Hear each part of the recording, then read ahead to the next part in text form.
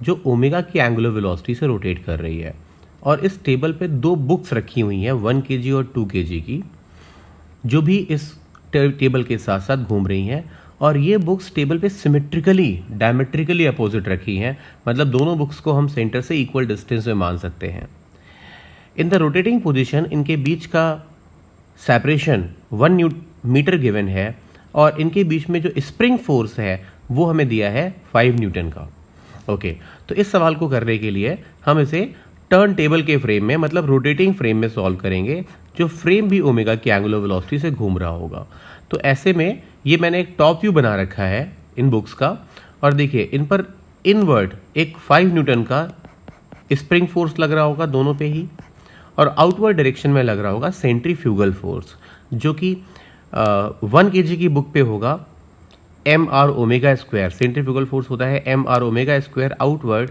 तो इस वीडियो में आगे जाने से पहले जो बच्चे IIT जेईई और नीट की प्रिपरेशंस करते हैं और वो चाहते हैं मुझे कोटा की कोचिंग्स की मटेरियल्स चाहिए, जैसे कि वीडियो लेक्चर्स, उनके मॉड्यूल्स, उनके DPPs, तो आप हमारे टेलीग्राम चैनल पे आ सकते हो।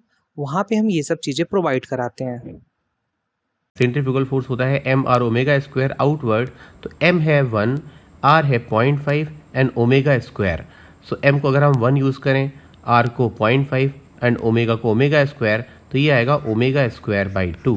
और इस पे भी आएगा, इस पे आएगा एम आर ओमेगा स्क्वायर, इसका m 2 kg है तो इस पे आएगा ओमेगा स्क्वायर।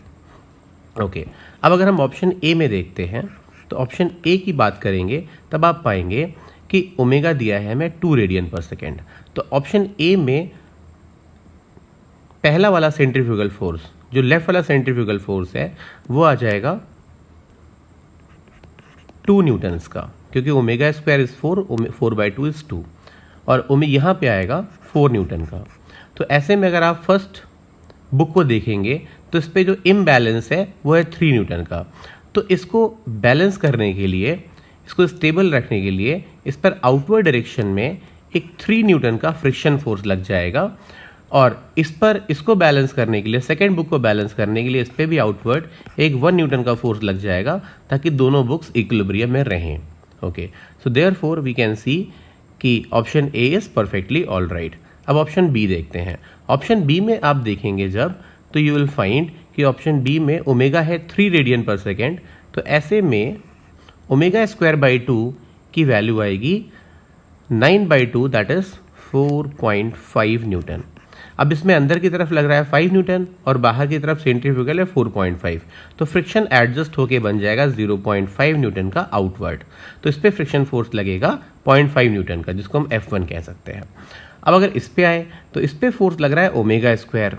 तो ओमेगा स्क्वायर की वैल्यू क्या होगी, जबकि ओमेगा 3 है, ओमेगा स्क्वायर हो जाएगा 9। तो इस पे बाहर की तरफ जो सेंट्रीफ्यूगल फोर्स लगेगा वो लगेगा 9 न्यूटन। तो ये बाहर जाना चाहेगा, तो इस पे फ्रिक्शन लगेगा इनसाइड, और इनसाइड फ्रिक्शन की वैल्यू होगी 4 न्यूटन, ताकि 5 + 4 मिलके 9 न्यूटन को बैलेंस कर लें। So obviously B option is also correct. अब बात करते हैं सी ऑप्शन की, जहां पे ओमेगा है √10।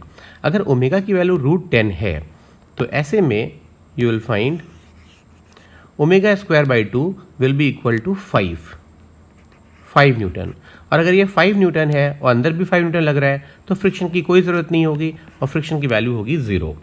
Okay, so F1 is 0। और F2 की बात करें तो यहाँ पे ओमेगा स्क्वायर की वैल्यू 10 होगी, और अगर ओमेगा स्क्वायर की वैल्यू 10 है तो ये वैल्यू आ गई 10 न्यूटन। तो अंदर की तरफ जो फ्रिक्शन फोर्स लगेगा वो लगेगा 5 न्यूटन, ताकि ये 10 न्यूटन को दोनों 5 मिलके बैलेंस कर सकें। So option C is also correct. और ऑब्वियसली डी ऑप्शन गलत होगा, क्योंकि इसमें भी रूट ओमेगा है एंगुलर स्पीड, तो उसके लिए सी ऑप्शन सही आ चुका है। So correct answers are A, B and C। Thank you.